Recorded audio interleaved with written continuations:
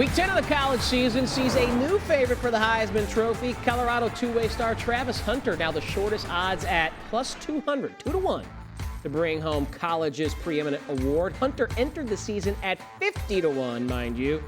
Buffaloes play Nevada this week. He has passed Oregon QB Dillon Gabriel, becoming the favorite yesterday morning. Miami QB Cam Ward third on the list, followed by Boise State running back Ashton Jeanty. Hunter's Colorado teammate Shedeur Sanders seventh in the race, at least as far as the books are concerned, at 50-1. Happy Halloween to our friend Pam Maldonado. What is this Halloween costume you bring to us today? I am the betting fairy, and I grant you a winner. I hope so. Well, you've granted us all kinds of value in futures markets, Pam. I remember you giving out Travis Hunter on the show back when he was 30-1. Now he's the front runner at 2-1. The value may be gone there, but obviously you've been treating our listeners to some good advice. Is there anyone else, though, at this juncture of the season you would add to this portfolio? Well, if you're looking at the top four players, all of them are below 5-1, and we're sitting pretty with two of them in the top four. So at this point, it's really difficult for me to love anybody outside of that. But if I had to pick, I got to go with Shedeur Sanders at 50-1. It is a long shot, but he is benefiting from the Coach Prime effect. Colorado games get a lot of attention, but at least he has the stats to back it up. 6th in passing yards, 3rd in passing touchdowns, and 5th in completion percentage. And he is the quarterback, so he's led Colorado to bowl eligibility for the first time since the 2020 season. There's a lot of games left, maybe even a shot for Colorado to make it to the Big 12 title game. Now, I say that it's a long shot because if Sanders is doing well, that also means that Travis Hunter is doing well, who is a Heisman favorite. So I got to just believe that Colorado is the real deal at this point. So kudos to Deion Sanders and his team. Let's go Buffs, as some are known to say in Boulder. All right, let's get to the game of the week. It's in the Big Ten, Ohio State at Penn State. We were talking about it earlier with Greg McElroy. What play are you looking to make now before the public gets more involved? I know it's fun to pick a side, but I want to go to the under. Ohio State at Penn State, under 45.5.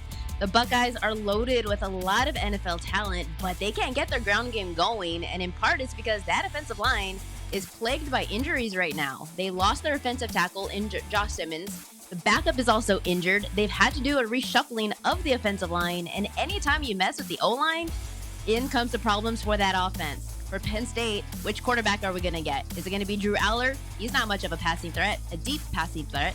If it is the backup in Bo Pribula, he's also not much of a passing threat. He's more of a runner. So you get a lack of explosiveness from the Penn State offense against a really good, heavy, blitz-heavy, and sophisticated Buckeyes defense. I see more priority placed on the defense instead, so I'm going to go with the Buckeyes, Nittany Lions, under 45.5. All right, Pam, any other plays, total related, on your radar for this weekend? I have my eyes on Texas A&M. I want them to make the playoff, but for this game at South Carolina, I love under 44.5. For me, this is a tug of war in thick mud. South Carolina's offense has been struggling all season long, averaging 5 yards per play. That's 114th in the country. The Gamecocks did make a quarterback switch to Lenora Sellers, but he's more of a runner. Neither the Aggies or South Carolina has much of a passing threat. The Aggies, we know of them. What do they love to do?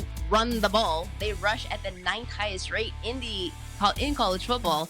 The quarterback pressure against quarterback pressure, both of them have solid pass rushes, but the Aggies can play ball control, so I think this is going to be a gross under game, under 44.5.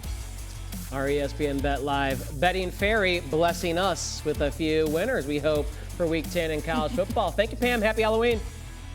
On the college slate this week, and takes us to Happy Valley. Number 4, Penn State is a 3.5-point home dog to the 3rd-ranked Ohio State Buckeyes. James Franklin, just 1-9 in his career against the Buckeyes, but he has covered in 7 of those 10 meetings.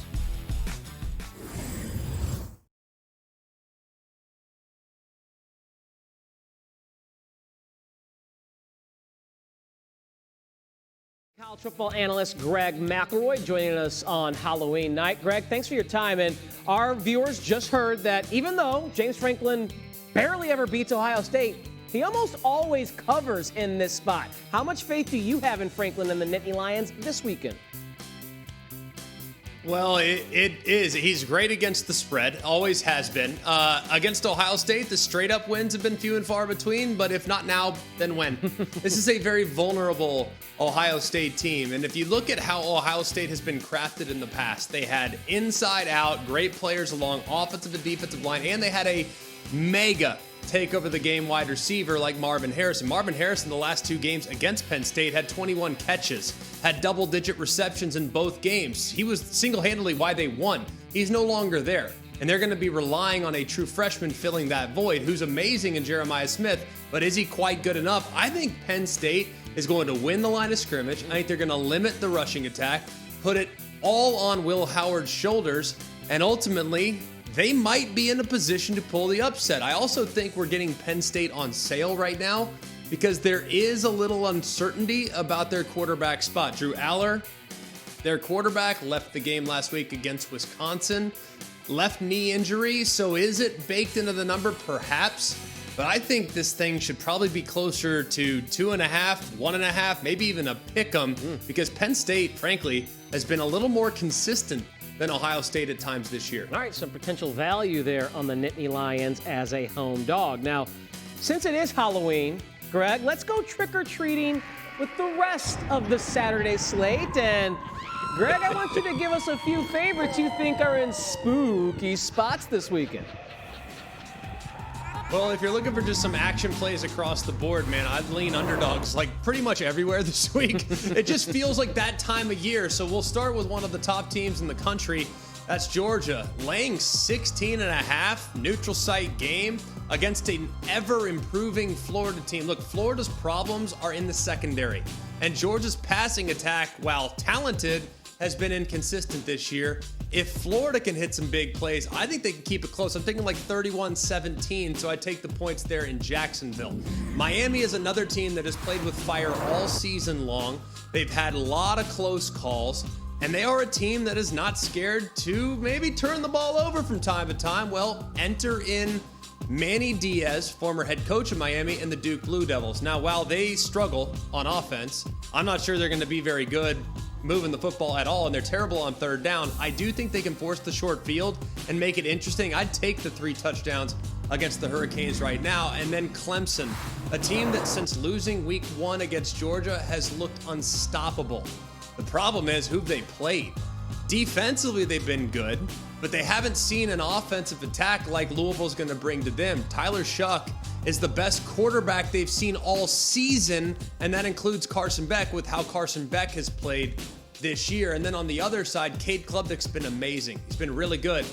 And I look at this Louisville defense. I think they're good in the front 7, but vulnerable in the secondary. So I think it's going to be a really high-scoring affair. Team that has the ball last wins. I like Clemson, but I'd take the points with Louisville. Like Michael Myers, beware the big favorite on Halloween weekend. Good stuff, Greg. Thanks for joining us. And don't steal too much of the kids' candy tonight, would you?